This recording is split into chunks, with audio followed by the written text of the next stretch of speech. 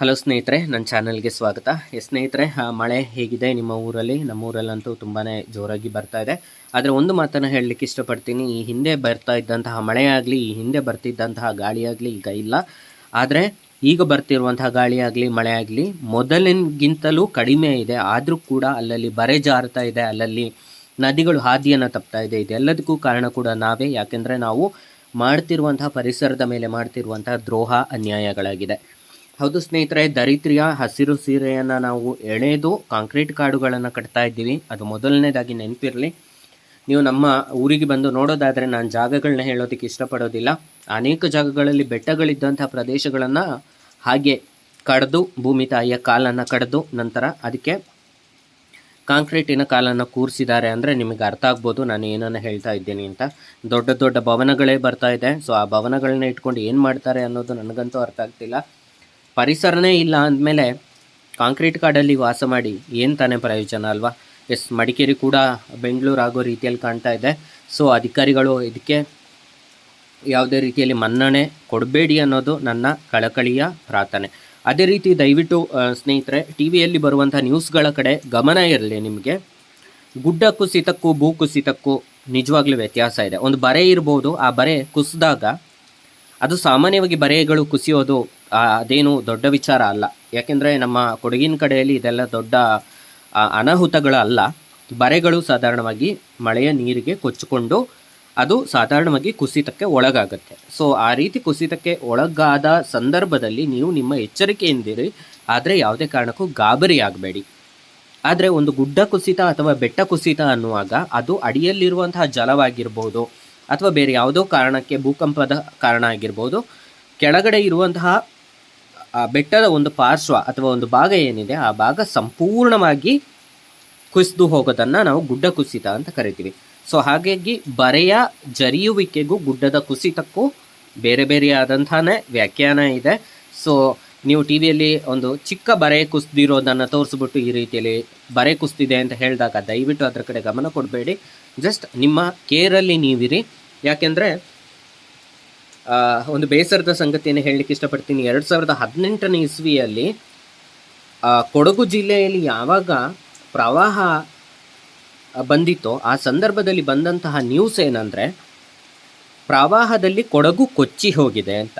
So ಆ ನ್ಯೂಸನ್ನು ನೋಡಿರುವಂತಹ ಕೊಡಗಿನ ನಿವಾಸಿಗಳ ಮನಸ್ಸಿಗೆ ಈ ಒಂದು ಮಾತು ಎಷ್ಟು ಒಂದು ನೋವನ್ನು ತಂದಿರ್ಬೋದಲ್ವಾ?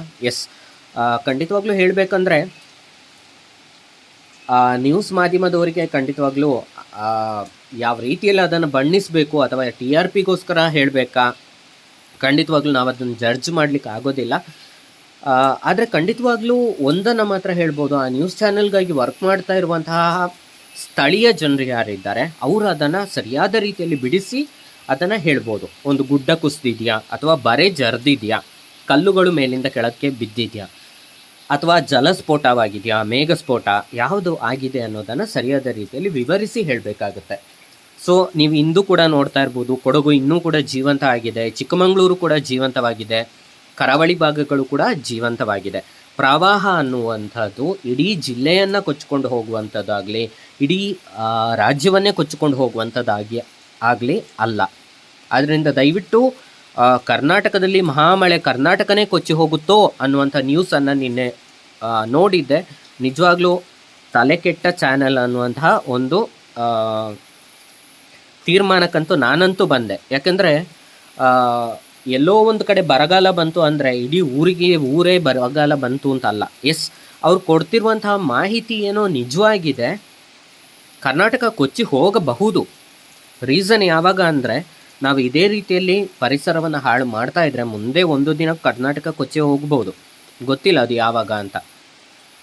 ಆದರೆ ಅದರ ಬದಲಿಗೆ ಈ ರೀತಿ ಕರ್ನಾಟಕ ಕೊಚ್ಚಿ ಹೋಗ್ತಾ ಇದೆ, ಕೊಡಗು ಮುಳುಗಿ ಹೋಗ್ತಾ ಇದೆ, ಚಿಕ್ಕಮಗಳೂರಲ್ಲಿ ಬೆಟ್ಟನೇ ಬಿದ್ದೋಗ್ಬಿಡ್ತು ಮಂಗಳೂರು ಟೌನ್ ಮೇಲೆ ಅನ್ನುವಂತಹ ಮಾಹಿತಿಯನ್ನು ಕೊಡೋ ಬದಲು, ಸೊ ಈ ರೀತಿ ಪರಿಸರವನ್ನು ಹಾಳು ಮಾಡಬೇಡಿ. ಪ್ಲಾಸ್ಟಿಕ್ ಬ್ಯಾನ್ ಆಗಿದೆ, ದಯವಿಟ್ಟು ಪ್ಲಾಸ್ಟಿಕ್ಕನ್ನು ಉಪಯೋಗಿಸಬೇಡಿ, ಮರುಬಳಕೆ ಮಾಡಿ, ರಾಸಾಯನಿಕಗಳನ್ನು ಬಳಸಬೇಡಿ.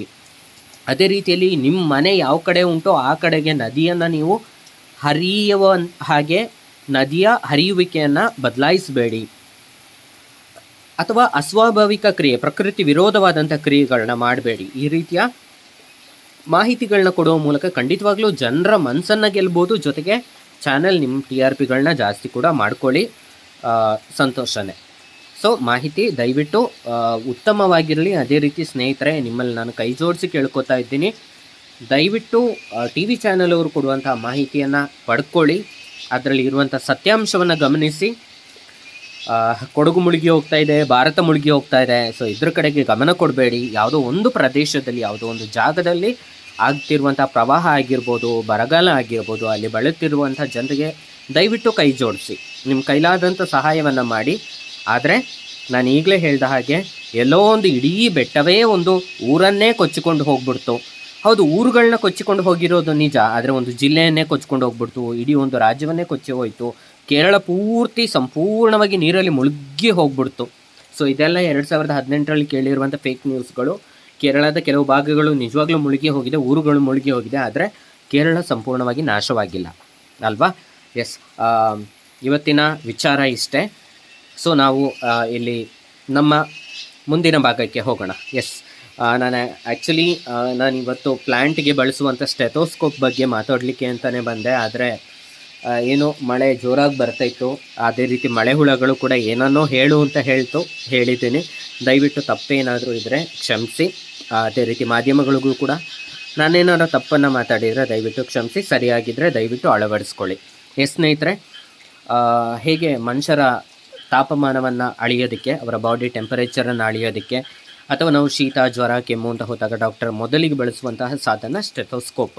ಸೊ ಇದು ನಿಮ್ಮ ಹೃದಯದ ಬಡಿತದಲ್ಲಿರುವಂತಹ ತರಂಗಾಂತರಗಳನ್ನು ಅವರಿಗೆ, ಡಾಕ್ಟರ್ಗೆ ಸರಿಯಾದ ರೀತಿಯಲ್ಲಿ ತಿಳಿಸೋದ್ರಿಂದ ಪ್ರೈಮರಿ ಅಂದರೆ ಮೊದಲನೇದಾಗಿ ಯಾವ ಕಾಯಿಲೆ ಇರ್ಬೋದು ಅನ್ನೋದನ್ನು ಅವರಿಗೆ ತಿಳಿಸೋದಕ್ಕೆ ಸಹಾಯ ಮಾಡುವಂತಹ ಒಂದು ಸಾಧನ. ಅದೇ ರೀತಿಯಲ್ಲಿ ನಾವು ಪ್ಲ್ಯಾಂಟ್ಗಳಿಗೆ ಅಥವಾ ಗಿಡಗಳಿಗೆ ನಾವು ಬಂದಿರುವಂಥ ಯಾವುದಾದ್ರೂ ತೊಂದರೆಯನ್ನು ಅಳಿಬೇಕಂದ್ರೆ ನಾವು ಮೊದಲು ಮಣ್ಣಿನ ಗುಣಮಟ್ಟವನ್ನು ತಿಳಿಯಬೇಕಾಗುತ್ತೆ. ಮಣ್ಣಿನ ಗುಣಮಟ್ಟವನ್ನು ತಿಳಿಯೋದಕ್ಕೋಸ್ಕರ ಅನೇಕ ಮೆಷರ್ಮೆಂಟ್ಗಳಿದೆ, ಅಥವಾ ಆ ಮಣ್ಣಿನಲ್ಲಿ ಇರುವಂತಹ ವಿವಿಧ ಹಂತಗಳನ್ನು ಅಥವಾ ವಿವಿಧ ರೀತಿಯಾದಂತಹ ಗುಣಮಗಳನ್ನ ನಾವು ಅಳಿಬೇಕಾಗುತ್ತೆ.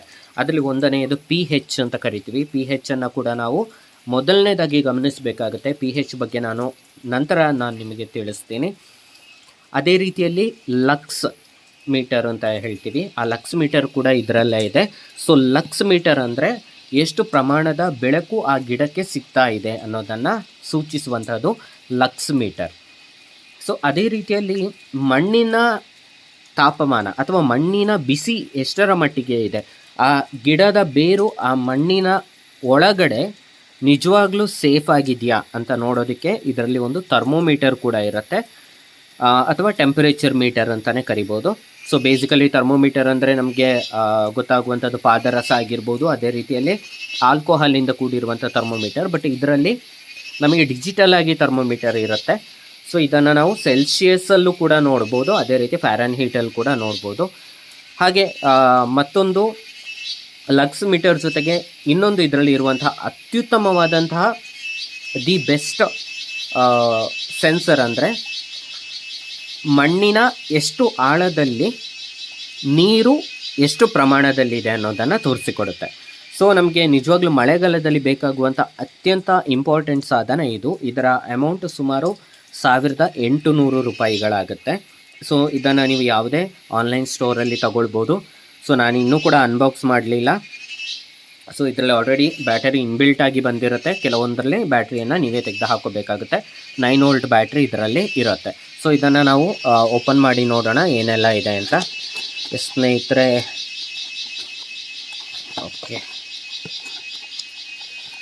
ಸೊ ನಾನು ಇದರಲ್ಲಿ ಏನೆಲ್ಲ ಮೆಷರ್ ಮಾಡ್ಬೋದು ಅನ್ನೋದನ್ನು ನಾನು ಈಗಾಗಲೇ ಹೇಳಿದ್ದೀನಿ. ಎಸ್, ವಿತ್ ಕ್ಯಾಪ್ ಇದೆ. ಎಸ್, ಇದು ಬಿಟ್ಟರೆ ಬೇರೆ ಏನೂ ಇಲ್ಲ. ಎಸ್, ಇದು ನಮ್ಮ ಸೆನ್ಸರ್. ಎಸ್, ಬೆಳಕು ಕಂಡ ತಕ್ಷಣ ಇದು ತನ್ನಷ್ಟಕ್ಕೆ ಆನ್ ಆಗುತ್ತೆ. ಸೊ ಇಲ್ಲಿ ಲಕ್ಸ್ ಮೀಟರ್ ಇರುತ್ತೆ ಸ್ನೇಹಿತರೆ. ಇಲ್ಲಿ ಬೆಳಕನ್ನು ಗ್ರಹಿಸಿಕೊಂಡು ಎಷ್ಟು ಪ್ರಮಾಣದಲ್ಲಿ ಬೆಳಕು ಬರ್ತಾ ಇದೆ. ಸೊ ಇಲ್ಲಿ ನೀವು ನೋಡ್ತಾ ಇರ್ಬೋದು ಲೋ ಲೈಟ್. ಏನಕ್ಕಂದರೆ ನಾನು ಇಲ್ಲಿ ಸೂರ್ಯನ ಕಿರಣಗಳು, ಪ್ರಖರವಾದ ಸೂರ್ಯನ ಕಿರಣಗಳು ಬೀಳ್ತಾ ಇಲ್ಲ, ಹಾಗಾಗಿ ಲೋ ಮೈನಸ್ ಅಂತ ಕಾಣಿಸ್ತಾ ಇದೆ. ಲೋ ಮೈನಸ್ ಅಂದರೆ ತುಂಬ ಕಡಿಮೆ ಇದೆ ಬೆಳಕು ಅಂತ. ಸೊ ನಿಮಗಿಲ್ಲಿ ಕಾಣಿಸ್ತಾ ಇರ್ಬೋದು ಲೋ ಮೈನಸ್. ಎಸ್, ನಂತರ ಸಾಧಾರಣವಾಗಿ ಲೋ ಇದ್ದರೆ ಸಾಧಾರಣ ಕಡಿಮೆ ಇದ್ದರೆ ಕೇವಲ ಲೋ ಅಂತ ತೋರಿಸ್ತಾ ಇರುತ್ತೆ. ಇಲ್ಲಿ ನೋಡ್ಬೋದು ಸೂರ್ಯನ ಬೆಳಕು. ಇಲ್ಲಿ pH 7.0 ಅಂತ ತೋರಿಸ್ತಾ ಇದೆ. 7.0 ಅಂದರೆ ಐಡಲ್ pH ಲೆವೆಲ್ 7.0, 7.0 ಇದು ನಾರ್ಮಲ್ pH ಲೆವೆಲ್ ಆಗಿದೆ. ಸಾಧಾರಣವಾಗಿರುವಂತಹ ನಮ್ಮ ಕುಡಿಯುವ ನೀರಿನ pH ಕೂಡ 7.0 ಇರುತ್ತೆ. ಅದರಲ್ಲಿ ಏನಾದರೂ ಕ್ಷಾರದ ಅಂಶ ಹೆಚ್ಚು ಕಡಿಮೆ ಇದ್ದರೆ ಇದು ಹೆಚ್ಚು ಅಥವಾ ಕಡಿಮೆ ಇರೋದಕ್ಕೆ ಸಾಧ್ಯತೆ ಇರುತ್ತೆ. pH ಅಂದರೆ ಏನು ಅನ್ನೋದನ್ನು ನಾನು ಮುಂದಕ್ಕೆ ಇದೇ ಡಿವೈಸಲ್ಲಿ ತೋರಿಸಿಕೊಡ್ತೀನಿ. ನಿಮಗೆ ಈ ಡಿವೈಸ್ ಏನಾದರೂ ಬೇಕಿದೆ ಅಂದರೆ ನೀವು 1800 ರುಪೀಸ್ ಪೇ ಮಾಡಿ ಆನ್ಲೈನಲ್ಲಿ ತೊಗೋಬೋದು. 1500ಗೂ ಕೂಡ ಇದೆ. ಬಟ್ ನೀವು ಆ ಕಂಪನಿಯನ್ನು ನೋಡಿಬಿಟ್ಟು ಒಳ್ಳೆಯ ಗುಣಮಟ್ಟದನ್ನು ತಗೊಳ್ಳಿ. ಸೊ ಅದೇ ರೀತಿಯಲ್ಲಿ ನಿಮಗೆ ಇದೇನಾದರೂ ರೇಟ್ ತುಂಬ ಜಾಸ್ತಿ ಆಯಿತು ಅಂತ ಅನಿಸೋದಾದರೆ ಬ್ಯಾಟರಿ ಇಲ್ಲದೆ ವರ್ಕ್ ಆಗುವಂತಹ ಸಾಯಿಲ್ ಸರ್ವೆ ಇನ್ಸ್ಟ್ರೂಮೆಂಟ್ ಕೂಡ ಸಿಗುತ್ತೆ. ಅದು 2 ಪ್ರಾಬನ್ನು ಹೊಂದಿರುತ್ತೆ. ಇದರಲ್ಲಿ ಒಂದೇ ಪ್ರಾಬ್ ಇದೆ ಇಲ್ಲಿ. ಸೊ ಒಂದೇ ಕಡ್ಡಿ ಇದೆ. ಒಂದೇ ಕಡ್ಡಿಯಲ್ಲಿ 2 ಇಲ್ಲಿ ಬೇರೆ ಬೇರೆ ನೋಡ್ಬೋದು. ಇಲ್ಲಿ ಒಂದು ಆ್ಯನೋಡ್ ಮತ್ತು ಕ್ಯಾಥೋಡ್ ಅಂತ ಹೇಗೆ ನಾವು ಕರಿತೀವಿ ಅದೇ ರೀತಿಯಲ್ಲಿ 2 ರೀತಿಯ ಕಡ್ಡಿಗಳು ಒಳಗಿಂದ ಒಂದು ಹೊರಗಿನಿಂದ ಒಂದು ಹೋಗಿರುತ್ತೆ. ಆದರೆ ನೀವು ಕಡಿಮೆ ಅಮೌಂಟಿಂದ ತಗೋಬೇಕಂದ್ರೆ 350 ರುಪೀಸ್ ಇಂದ 450 ರುಪೀಸ್ ಒಳಗೆ ಸಿಗುತ್ತೆ. ಬಟ್ ಖಂಡಿತವಾಗ್ಲೂ ಪ್ರತಿಯೊಬ್ಬ ಗಾರ್ಡನರ ಬಳಿಯಲ್ಲಿ ಇದು ಇರಲೇಬೇಕು. ನಾನು ರೆಕಮೆಂಡ್ ಮಾಡ್ತಾ ಇದ್ದೀನಿ, ದಯವಿಟ್ಟು ಇದನ್ನು ಪ್ರತಿಯೊಬ್ಬರ ಮನೆಯಲ್ಲೂ ಇದು ಇರಲಿ ಅನ್ನೋದನ್ನು ರೆಕಮೆಂಡ್ ಮಾಡ್ತೀನಿ. ನಿಮ್ಮಲ್ಲಿ ಹಣ ಹೆಚ್ಚು ಇತ್ತು ಅಂದರೆ ನೀವು ಖಂಡಿತವಾಗ್ಲೂ ಡಿಜಿಟಲ್ಗೆ ಹೋಗಿ. ಸೊ ಇದು ಈ ರೀತಿಯದ್ದು. ಸೊ ಇನ್ ಕೇಸ್ ನಿಮ್ಮಲ್ಲಿ ಅಷ್ಟೊಂದು ಹಣವನ್ನು ವ್ಯಯ ಮಾಡೋದಕ್ಕೆ ನನಗೆ ಇಷ್ಟ ಇಲ್ಲ ಅನ್ನೋದಾದರೆ 350-400 ರುಪೀಸ್ ಒಳಗಡೆ ಇರುವಂತಹ ಸಾಯಿಲ್ ಹೆಲ್ತ್ ಇನ್ಸ್ಟ್ರೂಮೆಂಟನ್ನು ನೀವು ಪರ್ಚೇಸ್ ಮಾಡ್ಬೋದು. ಸೊ ಇದರ ಒಳಗಡೆ ಓಪನ್ ಮಾಡಿದಾಗ ಇಲ್ಲಿ ಬ್ಯಾಟ್ರಿ ಇರುತ್ತೆ. ಸೊ ನೋಡ್ಬೋದು, ಎಸ್ ಇದು ಆಲ್ರೆಡಿ ಫಿಕ್ಸ್ ಆಗಿ ಬಂದಿದೆ. ಹೈ ವೋಲ್ಟ್ ಬ್ಯಾಟ್ರಿ, 9 ವೋಲ್ಟ್ ಇರುವಂತಹ ಬ್ಯಾಟ್ರಿ ಇದು. ನಿಮಗೆ ಗೊತ್ತಿರ್ಬೋದು, ಇದು ಸಾಧಾರಣವಾಗಿ ಎಲ್ಲರೂ ಕೂಡ ಯೂಸ್ ಮಾಡಿರ್ತಾರೆ. 9 ವೋಲ್ಟ್ ಬ್ಯಾಟ್ರಿ ಬಹಳ ಸಮಯದವರೆಗೆ ಇದು ಬರುತ್ತೆ.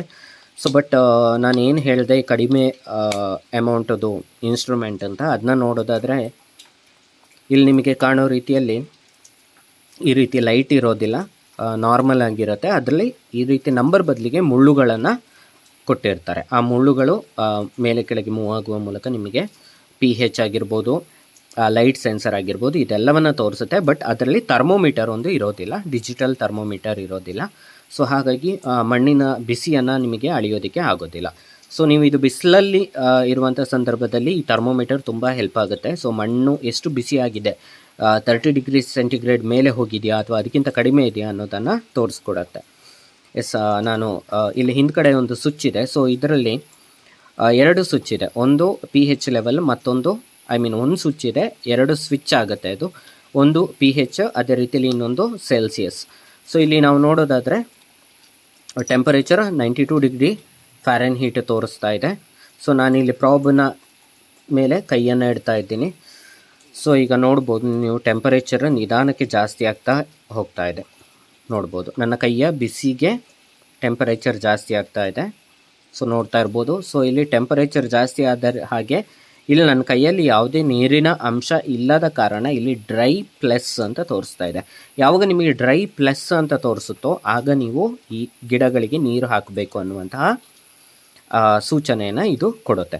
ಓಕೆ, ಸೊ ಇಲ್ಲಿ ನೀವು ಇದು ಇನ್ಕ್ರೀಸ್ ಆಗ್ತಾ ಇರೋದನ್ನು ನೋಡ್ತಾ ಇರ್ಬೋದು. ಟೆಂಪರೇಚರ್ ನನ್ನ ಕೈಯ ಬಿಸಿಗೆ ಟೆಂಪರೇಚರ್ ಇನ್ಕ್ರೀಸ್ ಆಗ್ತಾ ಇರೋದನ್ನು ನೋಡ್ತಾ ಇರ್ಬೋದು. ಎಸ್ ನಾರ್ಮಲಾಗಿ ಮನುಷ್ಯನ ಬಾಡಿಯಲ್ಲಿ ಇರುವಂತಹ ಟೆಂಪರೇಚರ್ 97ಇಂದ 98.5 ತನಕನೂ ಇರುತ್ತೆ ನಾರ್ಮಲಾಗಿ. ಅದಕ್ಕಿಂತ ಮೇಲೆ ಹೋದರೆ 99 ಮೇಲೆ ಹೋದರೆ ಡಾಕ್ಟ್ರ್ ಹತ್ರ ಹೋಗಿ ಜ್ವರ ಅಂತ ಹೇಳ್ತಾರೆ. ಎಸ್ ಅದೇ ರೀತಿಯಲ್ಲಿ ನಾವು ಕೂಡ ಇಲ್ಲಿ ಗಿಡದ ಟೆಂಪರೇಚರ್ ನಾರ್ಮಲಾಗಿ ಎಷ್ಟು ಇರುತ್ತೆ ಅದೆಲ್ಲವನ್ನು ನಾನು ಮುಂದಿನ ದಿನಗಳಲ್ಲಿ ತೋರಿಸ್ತೀನಿ. ಬಟ್ ನಾನು ಇವತ್ತು ನಿಮಗೆ ಏನು ಹೇಳಿಕ್ಕೆ ಹೊರಟಿದ್ದೀನಿ ಅಂದರೆ, ಇಲ್ಲಿ ನಾವು ನೋಡ್ತಾ ಇರುವಂಥ ಡ್ರೈ ಪ್ಲಸ್ ಅಥವಾ ವೆಟ್ ಪ್ಲಸ್ ಇದನ್ನು ನಾವು ನೋಡಲಿಕ್ಕೆ ಹೋಗೋಣ. ಸ್ನೇಹಿತರೆ, ನನ್ನ ಹತ್ರ ಇಲ್ಲಿ ಕೆಲವು ಗಿಡಗಳಿದೆ. ಸೊ ಅದರ ಟೆಂಪರೇಚರ್ ಜೊತೆಗೆ ಯಾವ ರೀತಿಯಲ್ಲಿ ಅದು ಡ್ರೈ ಆಗಿದೆಯಾ ಅಥವಾ ಮಾಯಿಸ್ಟ್ ಆಗಿದೆಯಾ ಅಂತ ಅನ್ನೋದನ್ನು ನೋಡಲಿಕ್ಕೆ ಹೋಗೋಣ. ಸ್ನೇಹಿತರೆ, ನಾನು ಗಿಂಬಲನ್ನು ಆ ಕಡೆ ಟರ್ನ್ ಮಾಡ್ತೇನೆ. ಇಲ್ಲಿ ನಾವು ಒಂದು ಗಿಡವನ್ನು ನೋಡ್ತಾ ಇರ್ಬೋದು, ಅಡೇನಿಯಂ ಗಿಡ. ಸೊ ಇದು ಮಳೆಯಲ್ಲಿ ನೆನಿಬಾರದು ಅನ್ನುವ ಕಾರಣಕ್ಕೆ ನಾನು ಇದನ್ನು ಒಳಗಡೆ ಇಟ್ಟಿದ್ದೀನಿ, ಪೋರ್ಟಿಕೋದಲ್ಲಿದೆ. ಸೊ ಈ ಪ್ರೋಬನ್ನು ಸಂಪೂರ್ಣವಾಗಿ 3/4 ಭಾಗದಷ್ಟು ಮಣ್ಣಿನ ಒಳಗಡೆ ಹಾಕಬೇಕಾಗತ್ತೆ. ಸ್ನೇಹಿತರೆ, ನೀವು ಇದನ್ನು ಗಮನಿಸಿ. ಟೆಂಪರೇಚರ್ 32 ಡಿಗ್ರಿ ಸೆಲ್ಸಿಯಸನ್ನು ತೋರಿಸ್ತಾ ಇದೆ. 32, 30 ತೋರಿಸ್ತಾ ಇದೆ 29 ಕಡಿಮೆ ಆಗ್ತಾ ಇದೆ, ಯಾಕೆಂದರೆ ನೀರು ತುಂಬ ಕೋಲ್ಡ್ ಇರೋದ್ರಿಂದ ಕಡಿಮೆ ಆಗ್ತಾ ಹೋಗುತ್ತೆ. ಸೊ ಎಸ್, ಇಲ್ಲಿ ಮೇಲ್ಗಡೆ ನೀವು ನೋಡೋದಾದರೆ ಡ್ರೈ ಪ್ಲಸ್ ಅಂತಲೇ ತೋರಿಸ್ತಾ ಇದೆ, ಕಾಣಿಸ್ತಾ ಇರ್ಬೋದು, ಡ್ರೈ ಪ್ಲಸ್ ತೋರಿಸ್ತಾ ಇದೆ. ಬಟ್ ಟೆಂಪರೇಚರ್ ಡಿಕ್ರೀಸ್ ಆಗ್ತಾ ಇದೆ. ಸೊ ಹಾಗೆ ನಿಧಾನಕ್ಕೆ ಇನ್ನೂ ಸ್ವಲ್ಪ ಕೆಳಗೆ ತಗೊಂಡು ಹೋಗೋಣ. ಇನ್ನೂ ಕೂಡ ಡ್ರೈ ಪ್ಲಸ್ಸೇ ತೋರಿಸ್ತಾ ಇದೆ, dry plus dry plus dry plus. ನೀರಿನ ಅಂದರೆ ಮಣ್ಣಿನ ಆಳಕ್ಕೆ ಹೋಗ್ತಾ ಇದೆ, ಪ್ರಾಬ್ ಮಣ್ಣಿನ ಆಳಕ್ಕೆ ಹೋಗ್ತಾ ಇದೆ. 24 ಡಿಗ್ರಿ ಸೆಲ್ಸಿಯಸ್ಗೆ ಬಂತು, 23ಗೆ ಬಂತು, ನೋಡ್ಬೋದು ನೀವೀಗ 23 ಸೆಲ್ಸಿಯಸ್ ಟೆಂಪರೇಚರ್ ಇದೆ. ತುಂಬಾ ಕೋಲ್ಡ್ ಇದೆ. ಈ ಚಟ್ಟಿಯನ್ನು ಮುಟ್ಟಿದ್ರೇ ಗೊತ್ತಾಗುತ್ತೆ, ತುಂಬಾ ಕೋಟ ಇದೆ. ಬಟ್ ಸ್ಟಿಲ್ ಡ್ರೈ ಇದೆ, ಡ್ರೈ ಪ್ಲಸ್ ಇಲ್ಲ, ಬಟ್ ಡ್ರೈ ಇದೆ. ಇದರ ಅರ್ಥ ಏನಂದರೆ, ಸೊ ಈ ಗಿಡಕ್ಕೆ ನಿಮಗೆ ಗೊತ್ತಿರೋ ಪ್ರಕಾರ ನೀರಂದರೆ ಆಗೋದಿಲ್ಲ. ಸೊ ಹೆಚ್ಚಿನ ನೀರಿನ ಅಂಶ ಇದರ ಒಳಗಡೆ ಇಲ್ಲ, ಬಟ್ ನಾರ್ಮಲ್ ಆಗಿದೆ, ಸಾಧಾರಣವಾದಂತಹ ನಾರ್ಮಲ್ ನೀರು ಎಷ್ಟು ಬೇಕೋ ಅಷ್ಟಿದೆ ಅನ್ನೋದನ್ನು ತೋರಿಸ್ತಾ ಇದೆ. ಬಟ್ ಇಲ್ಲಿ ಟೆಂಪರೇಚರ್ ಮಾತ್ರ ತುಂಬಾ ಕಡಿಮೆ ತೋರಿಸ್ತಾ ಇದೆ. ಅಟ್ಲೀಸ್ಟ್ ಒಂದು 25 ತನಕ ಆದರೂ ಇರಬೇಕಿತ್ತು, ಯಾಕೆಂದರೆ ಇದು ಅಡೇನಿಯಮ್ ಗಿಡ, ನಿಮಗೆಲ್ರಿಗೂ ಗೊತ್ತಿದೆ. ಸೊ ಇಲ್ಲಿ ಈ ರೀತಿಯಾಗಿ ನೀವು ಇದನ್ನು ಟೆಸ್ಟ್ ಮಾಡ್ಬೋದು. ಸೊ ನಾನು ಏನಕ್ಕೆ ಇದನ್ನು ತೋರಿಸ್ತಾ ಇದ್ದೀನಿ ಅಂದರೆ, ಎಸ್, ಮತ್ತೊಂದು ಗಿಡಕ್ಕೆ ಬರೋಣ. ಸೊ ಸಾಧಾರಣವಾಗಿ ಎಲ್ಲರೂ ನಿಮಗೆ ಸಜೆಸ್ಟ್ ಮಾಡ್ತಾರೆ 2 ಇಂಚಷ್ಟು ಬೆರಳನ್ನು ಒಳಗೆ ಹಾಕಿ ನಂತರ ನೋಡಿ ಅಂತ ಹೇಳ್ತಾರೆ. ಎಸ್, ಇದನ್ನು ನೋಡುವಾಗ ನಮಗೆ ಮೇಲ್ಗಡೆಯಿಂದ ನೋಡುವಾಗ ಎಸ್ ಅಷ್ಟೇನು ನೀರು ಇಲ್ಲ, ಬಟ್ ಎಸ್ ಒಂದು ಸಾಧಾರಣವಾಗಿ ಮಾಯಿಶ್ಚರ್ ಇದೆ ಅನ್ನೋದು ಗೊತ್ತಾಗುತ್ತೆ. ಬಟ್ ಇದರ ಅಡಿಯಲ್ಲಿ ನೀರು ನಿಂತಿದೆಯಾ ಇಲ್ವಾ ಅನ್ನೋದನ್ನು ನಮಗೆ ಯಾವುದೇ ಕಾರಣಕ್ಕೂ ಊಹಿಸೋದಕ್ಕೆ ಸಾಧ್ಯ ಇಲ್ಲ. ಯಾಕೆಂದರೆ ಇದರ ಅಡಿಯಲ್ಲಿರುವಂತಹ ನೀರು ಹರಿದು ಹೋಗ್ಲಿಕ್ಕಿರುವಂತಹ ತೂತ ಮುಚ್ಚಿ ಹೋಗಿರುವಂತಹ ಸಾಧ್ಯತೆ ಇರುತ್ತೆ. ಆ ಸಂದರ್ಭದಲ್ಲಿ ನಮಗೆ ಏನೂ ಮಾಡಲಿಕ್ಕೆ ಆಗೋದಿಲ್ಲ. ಸೊ ನಮಗೆ ಕಂಡುಹಿಡಿಯಲಿಕ್ಕೂ ಕೂಡ ಗೊತ್ತಾಗೋದಿಲ್ಲ.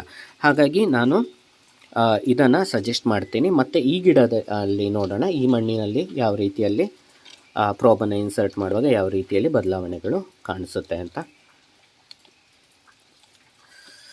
ಎಸ್, 73 ಫ್ಯಾರನ್ಹೀಟ್,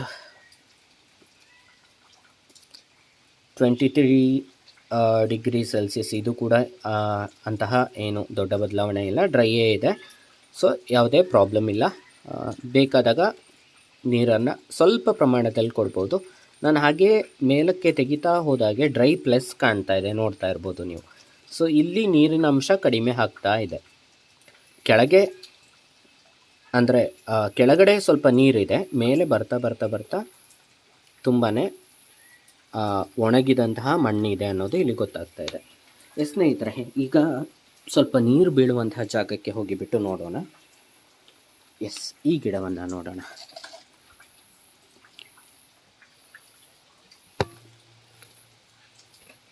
ಸ್ನೇಹಿತರೆ, ಇಲ್ಲಿ ನೀವು ನೋಡ್ಬೋದು, ಆಲ್ರೆಡಿ ಇಲ್ಲಿ ನೀರು ಇದೆ ಅನ್ನೋದು ನಿಮಗೆ ಗೊತ್ತಾಗ್ತಾ ಇದೆ. ಯಾಕೆಂದರೆ ಇದು ಹೊರಗಡೆ ಇರುವಂಥದ್ದು, ಪೋರ್ಟಿಕೋದಿಂದ ಹೊರಗಿರುವಂತಹ ಗಿಡ ಇದು.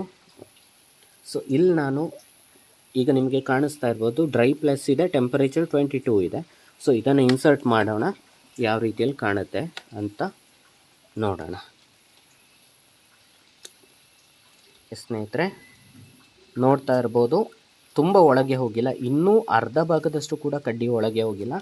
ಆಲ್ರೆಡಿ ವೆಟ್ ಪ್ಲಸ್ ತೋರಿಸ್ತಾ ಇದೆ. ಅಂದರೆ ಇಲ್ಲಿ ನಮಗೆ ಮೇಲೇನೋ ಒಣಗಿದ ರೀತಿಯಲ್ಲಿ ಕಂಡರೂ ಕೂಡ ಆಲ್ರೆಡಿ ಇದರಲ್ಲಿ ನೀರು ತುಂಬಿದೆ ಅನ್ನೋದನ್ನು ಇದು ತೋರಿಸ್ತಾ ಇದೆ.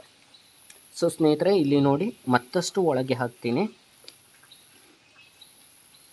ಮತ್ತು ಕೂಡ ವೆಟ್ ಪ್ಲಸ್ಸೇ ತೋರಿಸ್ತಾ ಇದೆ. ಸೊ ಇದರ ಅರ್ಥ ಏನಂದರೆ, ನೀವು ಆದಷ್ಟು ಬೇಗ ಈ ಚಟ್ಟಿಯನ್ನು ಮಗಚಿ ಹಾಕಬೇಕು ಅಥವಾ ಅದರ ಒಳಗಿರುವಂಥ ನೀರನ್ನು ತೆಗೆಯಬೇಕು ಅನ್ನುವಂತಹ ಅರ್ಥವನ್ನು ತೋರಿಸುತ್ತೆ. ಸ್ನೇಹಿತರೆ, ಅದೇ ರೀತಿಯಲ್ಲಿ ಇಷ್ಟೊಂದು ನೀರು ಬೀಳದ, ಸ್ವಲ್ಪ ಸಾಧಾರಣವಾಗಿ ನೀರು ಬೀಳುವಂಥ ಇನ್ನೊಂದು ಗಿಡಕ್ಕೆ ನಾನು ಇಲ್ಲಿ ಟ್ರೈ ಮಾಡ್ತೇನೆ, ನೋಡೋಣ ಯಾವ ರೀತಿಯಲ್ಲಿ ತೋರಿಸುತ್ತೆ ಅಂತ. ಎಸ್, ನೀವು ನೋಡ್ತಾ ಇರುವಂಗೆ ಡ್ರೈ ಪ್ಲಸ್ ಇದೆ. ಎಸ್, ಒಳಗೆ ಇನ್ಸರ್ಟ್ ಮಾಡಿದ್ದೀನಿ. ಇಲ್ಲೂ ಕೂಡ ನೋಡ್ಬೋದು ನೀವು, ವೆಟ್ ಪ್ಲಸ್ ಅಂತ ತೋರಿಸ್ತಾ ಇದೆ. ನೋಡ್ಬೋದು ಸ್ನೇಹಿತರೆ, ಇದು ಮಳೆಗೆ ಡೈರೆಕ್ಟಾಗಿ ಇರುವಂತಹ ಗಿಡ, ಎಷ್ಟರ ಮಟ್ಟಿಗೆ ವೆಟ್ ಇದೆ ಅನ್ನೋದನ್ನು.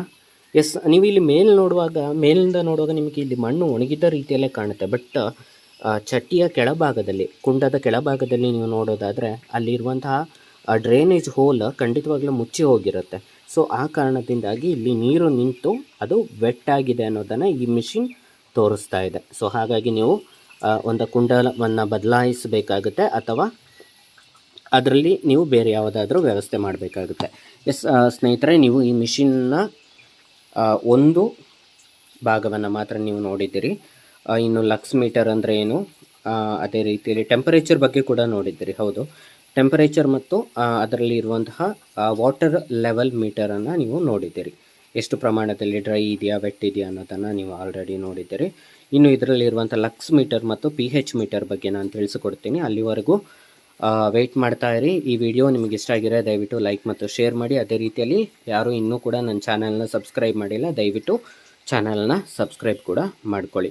ಸ್ನೇಹಿತರೆ, ಮತ್ತೊಮ್ಮೆ ಹೇಳ್ತಾ ಇದ್ದೀನಿ, ಇದನ್ನು ನಾವು ಯಾವುದೇ ಕಾರಣಕ್ಕೂ ಮಾರ್ತಾ ಇಲ್ಲ. ಇದು ಮಾರಾಟಕ್ಕಾಗಿಯೂ ಅಲ್ಲ, ಯಾವುದೇ ಆನ್ಲೈನ್ ವೆಬ್ಸೈಟ್ಗಳ ಪ್ರಮೋಷನ್ಗಾಗಿ ಅಲ್ಲ. ನಿಮ್ಗೆ ಯಾವ ಆನ್ಲೈನ್ ವೆಬ್ಸೈಟ್ ಇಷ್ಟ ಬರುತ್ತೋ ಅದರಲ್ಲಿ ತಗೊಳ್ಳಿ. ನಿಮಗೆ ಇದು 1500, 1800, 2500ರವರೆಗೂ ಕೂಡ ಇರುತ್ತೆ. ನಿಮಗೆ ಬೇಕಾಗಿರುವಂತಹ ಮಿಷಿನನ್ನು ನೋಡಿ ನಿಮ್ಮ ಅವಶ್ಯಕತೆಗೆ ಅನುಗುಣವಾಗಿ ತಗೊಳ್ಳಿ. ಅದೇ ರೀತಿಯಲ್ಲಿ ನಿಮಗೆ ಏನಾದ್ರು ಕಡಿಮೆದು ಬೇಕಿದ್ದರೆ ಅದಕ್ಕೆ ಯಾವುದೇ ರೀತಿಯಲ್ಲಿ ಬ್ಯಾಟ್ರಿಯನ್ನು ಹಾಕುವಂತಹ ಅವಶ್ಯಕತೆ ಇರೋದಿಲ್ಲ. ಬಟ್ ಇಷ್ಟು ಆ್ಯಕ್ಯುರೇಟಾಗಿ ತೋರಿಸೋದಿಲ್ಲ, ಆದರೂ ಕೂಡ ನೀವು ಅದನ್ನು ಬಳಸ್ಕೋಬೋದು.